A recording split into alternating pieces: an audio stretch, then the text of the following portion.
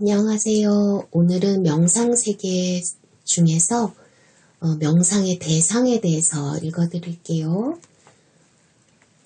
첫 번째, 관심을 끄는 모든 것. 우리 생활 주변의 모든 것은 명상의 대상이 되는 것이다. 앞에서는 요가의 여러 경전에서 설해지고 있는 것을 소개했으나 그것은 요가의 수련을 본격적으로 행하고자 하는 사람에게 설한 것이니 일반 생활인과는 거리가 좀 먼 것이라고 할 수 있다. 그러면 일반 생활인으로서의 요가의 명상을 실행하고자 할 땐 어떤 대상을 가지고 익힐 수 있을까? 우리들이 사회생활을 하는 데 있어서는 신체적으로나 정신적으로 여러 가지 문제에 부딪히면서 그것을 근본적으로 해결하기 위해서 애를 쓰는 일이 많다. 그러나 그것이 잘 해결되지 못할 때가 허다하다. 그럴 때에는 좀 더 생각했으면 좋았을 것을 하고 후회하게 된다. 이런 일은 어찌하여 일어나는가? 인간의 생활은 생각을 통해서 이루어지고 있으나 그 생각이 모든 것을 해결하는 것은 아니다. 생각이 막혀버리면 궁지에 몰려서 결국 파국에 처하고 만다. 이런 때에 그 생각이 보다 집중적으로 행해진다면 돌파구를 찾을 수가 있음을 발견한 것이 명상이다. 특히 복잡하고 분주한 현대인의 생활 속에서는 미처 생각지도 못하고 당하는 일이 많고 생각을 해도 해결되지 않아서 당하는 일이 많다. 현대인은 정신을 어떤 것에 집중하는 기회가 적어졌다. 그리하여 정신의 소모에 따른 피로를 가져왔으며 정신분열증과 같은 정신상태에 빠져들고 있다고 해도 과언이 아니리라. 이러한 생활에서는 어떤 한 가지에 정신을 집중하는 훈련을 통해서 그것을 극복할 수 있을 것이다. 정신을 안정시키고 한 곳에 집중시키려면 어떤 대상물을 선택하여 거기에 주의를 기울여야 한다. 그러기 위해서는 눈으로 보거나 귀로 듣거나 피부로 느끼거나 생각을 하는 데에 나의 관심을 끌어 기분을 좋게 해주는 것을 택할 필요가 있다. 옛날 인도 사람들에겐 가장 큰 관심거리가 형이상학적인 문제였다. 나는 어디서 왔으며 어디로 가는가? 삶이란 무엇이며 죽음이란 무엇인가? 영혼은 있는가 없는가 등이다. 그러므로 그것을 해결하는 문제가 정신 집중의 대상이 될 수 있었다. 그러나 오늘날에 와서는 특수한 사람을 제외하고는 그런 것들보다는 현실 생활 속에서 직접 부딪혀서 해결해야 할 일들이 절박한 문제가 되었고 현실 생활을 보다 윤택하게 할 수 있는 그러한 대상이 요구되고 있다. 가령 아름다운 꽃 한 송이를 화병에 꽂아두고 그것을 눈의 높이만큼 올려놓고 그 꽃을 주시하며 아름다운 색깔, 잎새의 수효, 모양 등을 관찰한다. 그리하여 그 꽃에 대하여 다른 사람에게 이야기할 수 있도록 정신을 집중한다. 그러면 눈을 감더라도 그 꽃의 이미지가 머리에 인상되어 뚜렷한 영상이 나타나게 된다. 또는 촛불을 켜서 그것을 눈의 높이에 세워놓고 눈을 깜빡이지 말고 응시하였다가 눈을 감으면 그 불의 이미지가 머릿속에 인상되어 오래도록 사라지지 않고 남아있게 된다. 그리하여 그 인상이 없어지면 다시 되풀이하여 정신을 집중하는 것이다. 이러한 연습을 재미있게 행하여 정신의 훈련이 생활 속에서 이루어지게 하는 것이다. 가령 버스를 타고 어디를 가는 동안이나 식사를 하고 있는 사이에 정신없이 그대로 있지 말고 어떤 사건에 정신을 집중한다. 이런 것이 습관화되면 매사에 정신을 집중하는 사람이 될 수 있다.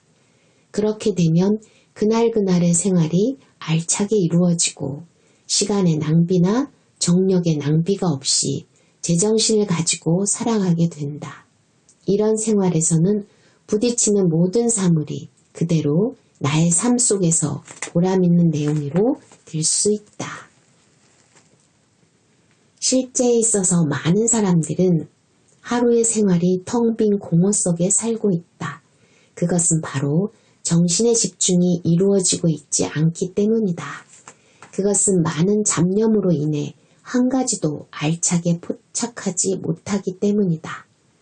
우리가 한 곳에 정신을 집중시키려고 할 때 그와 관계없는 다른 생각이 나타나서 그것을 방해하는 것을 경험할 수 있다. 이것이 잡념이다. 이 잡념을 강제로 없애려고 하면 더욱더 기세를 부리고 들고 나온다. 그럴 때는 정신이 한 방향으로 집중되지 못한다. 그러므로 그 잡념을 없애야 된다고 생각한다. 잡념이란 인간이 살아있는 한 없애기 어려운 정신 현상이다. 그러므로 이 잡념을 없애려고 하지 말고 그것과 친하는 방법이 있다. 잡념을 그대로 두고 계속해서 일정한 것에 정신을 집중시킨다. 정신을 집중시키고 있을 때 잡념이 생기면 마음이 혼란해진다. 마음의 혼란은 흔히 몸의 영향으로 오는 경우가 많다. 그러므로 요가에서는 몸의 건강을 피해서 치유법이 고안된 것이다. 관심을 끄는 일 중에는 신비적인 것을 상징하는 것도 명상의 대상으로 삼을 수 있다. 가령 옴이라고 하는 성어를 소리내서 부르든지 생각하는 것이다. 그렇게 하여 옴의 세계와 하나가 되는 것을 느끼게 되면 생사를 초월하여 우주의 생명과 합류된다. 왜 그러냐 하면 옴은 우주 생명의 상징어이기 때문이다.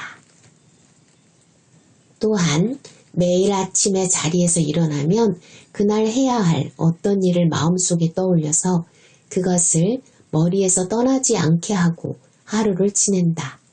그러는 동안에 그 일이 이루어지게 한다. 그러면 그 일이 이루어지는 것이 만족스럽게 느껴지고 또한 장애가 없어져서 반드시 성취된다. 이런 것을 요가에서 착안하여 아침에 자기가 하고자 하는 일을 머리에 떠올려서 손 안에 꽉 쥐고 정신을 그것에 집중시켜 반드시 이루어질 것이다 라고 염상하면 그것이 자기 암시를 일으켜서 그것을 추진하는 능력이 생긴다고 보고 있다. 이런 것은 동적인 것이다. 동적인 것. 명상의 대상 중에는 동적인 것과 정적인 것이 있을 수 있다. 이 중에서 정적인 것보다는 동적인 것이 명상의 대상으로 삼기가 쉽다. 앞에서 든 예와 같이 하루의 생활 속에서 계획하고 있는 모든 일을 꾸준히 추진해 나가는 것이다. 이것을 요가에서는 까르마 요가라고 한다. 이때 그 행위의 성공이나 실패의 결과에 집착하지 말 것이며 초조하거나 게으르지 말아야 한다. 이와 같이 움직이는 속에서 명상을 하게 되면 적극적으로 모든 사물을 바라보고 거기에 적응해 나가게 된다. 이것이 관이라고 하는 것이다. 다시 말하면 적극적으로 움직임 속에서 고요함을 유지하는 것이니 운동을 좋아하는 사람은 운동에 열중하면서 거기에서 보람을 느끼게 된다. 호흡 명상. 단전 호흡을 통해서 명상으로 들어가는 방법도 있다. 특히 초보자는 이 방법에 의해서 쉽게 명상으로 들어갈 수 있다. 먼저 눈을 감고 숨이 코로 들어오고 나가는 것에 주의를 집중한다. 눈을 감는 것은 외계의 것에 마음이 끌리지 않게 하기 위한 것이다. 코를 통해서 들어오는 숨과 나가는 숨이 우주의 생명력인 프라나라고 생각하여 신기한 호흡, 그것에 정신을 집중한다. 이렇게 하면 들이마시고 내쉬는 호흡에 미묘한 느낌이 든다. 이 호흡의 느낌에 주의가 집중되면 코에서 특수한 감각을 느끼게 된다. 코에 와닿는 미묘한 감각이다. 그렇게 되면 정신이 코로만 쏠려 들어가서 다른 것에는 관심이 가지 않고 마음이 차분히 가라앉아 만족감을 느낀다. 이때의 호흡은 매우 길고 가늘게 이루어질 것이다. 이러한 호흡이 정상적인 호흡이다. 마음이 안정되면 호흡도 가늘고 길게 되는 것은 이 때문이다. 호흡을 통해서 명상 훈련을 할 경우에 들어오는 숨과 나가는 숨 사이에서 숨을 닫는 것을 행하는 경우가 있다. 이것은 쿰바카라고 하는 것이니 이러한 쿰바카는 일정한 장소와 시간을 정하여 스승의 지도하에 본격적인 호흡 훈련을 할 경우에 행한다. 그러므로 일반 생활인은 숨이 들고 나는 것에만 정신을 집중하는 리듬 호흡으로부터 시작하는 것이 좋다. 이러한 리듬 호흡을 통한 명상에서는 들어오는 생명력이 코를 통해서 온몸으로 확산되고 그것이 나갈 때는 더러운 것들이 나간다고 생각하는 것이 더욱 효과적이다. 이것은 생리적으로 매우 효과적인 것이라고 한다. 숨이 들어올 때는 우리의 신경 중에서 교감신경이 흥분하고 숨이 나갈 때는 부교감신경에 자극을 준다. 교감신경이 자극을 받으면 신경이 긴장하고 부교감신경이 자극을 받으면 신경이 안정된다. 그러므로 숨을 내뿜는 것을 주로 하는 호흡을 하도록 평소에 유의할 필요가 있다. 보행 명상. 보행 중에 명상할 수도 있다. 우리가 길을 걸어갈 경우에는 걷고 있는 나와 걷는 걸음걸이와 걷는 길이 있게 된다.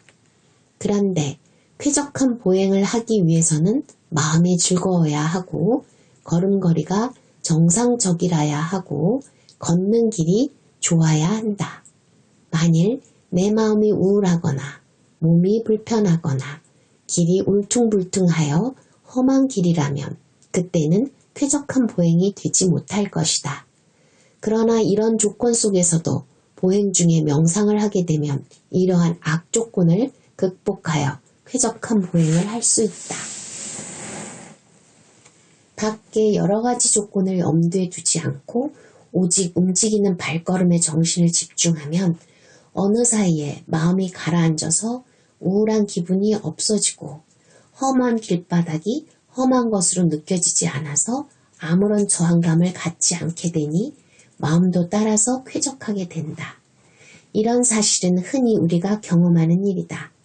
캄캄한 밤에 주위가 보이지 않는 시골의 오솔길을 걸을 때는 어느 사이에 다 걷게 됐는지 모를 정도로 발걸음이 가벼워진다. 그러나 따분한 여름낮에 넓고 고준 신장길을 걷게 되면 따분한 기분이 먼저 들어서 마음이 흔들리고 또한 단조롭고 덥다는 자기암시 때문에 발걸음도 무겁고 시간도 많이 걸리며 피로도 더해진다. 이것은 외부 세계에 마음이 끌리면 나와 그것과의 사이에 대립된 세계가 이루어져서 갈등이 생기기 때문이다. 이런 갈등이 있으므로 피로가 더해가는 것이다. 그러나 걸음걸이에 정신을 집중하거나 호흡에 맞추어서 발걸음을 옮긴다면 나와 그것이 조화되어 하나가 된다. 이러한 경지는 어떤 하나에 집중하는 명상을 통해서 이루어지는 것이기 때문이다. 요즘은 조깅이 유행이 되어서 매일 아침에 뜀뛰기를 하는 사람이 많다. 이때도 조깅이 몸에 좋다고 하니 뛰어야겠다고 생각하거나 어디서 어디까지 뛰겠다고 미리 결정하고 뛰게 되면 마음의 부담감을 가지게 되어 힘이 더 든다. 그것은 그 거리나 시간이 객관화되어 주관과 그것이 갈등을 일으켰기 때문이다. 또한 건강에 좋다고 하는 생각이 객관화됨으로써 이원화된 행동이 되기 때문에 무리가 오게 되는 것이다. 아무런 생각도 하지 않고 발걸음에 정신을 집중시켜서 그저 뛰고 싶어서 뛰고 재미있고 기분 좋아서 뛴다면 그 순이란 생각 때문에 다른 잡념이 들어오지 못한다. 이렇게 하려면 발걸음에 맞춰서 어떤 다란이를 외우거나 진언을 염송하는 것이 좋다. 그것이 나의 온 마음을 점유하고 있으므로 다른 아무것도 들어올 수가 없는 것이다. 여기에서는 시간도 초월하고 너와 내가 얻게 된다.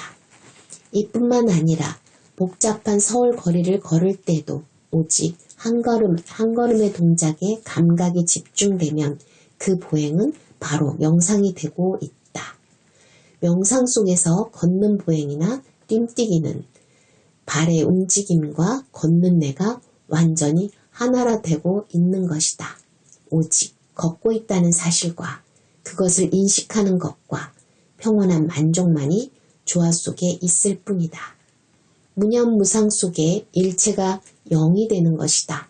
이렇게 볼 때에는 명상의 대상은 어떤 특정한 것이 있는 것이 아니고 일상생활 속의 모든 것이 다 대상이 되면서 그것이 조화롭게 이루어지는 것이다. 도시가 시끄러워서 산속으로 들어가거나 세상이 시끄러워서 집을 나가서 돌을 닦겠다고 하는 것은 소극적인 생활 태도다. 만일에 산속으로 피하자면 산속의 새소리나 바람소리가 시끄러워질 것이며 세상이 싫다면 자기 몸이 싫어지고 말 것이 아닌가. 모든 것은 마음에 달려있다. 마음의 고요함이 문제다.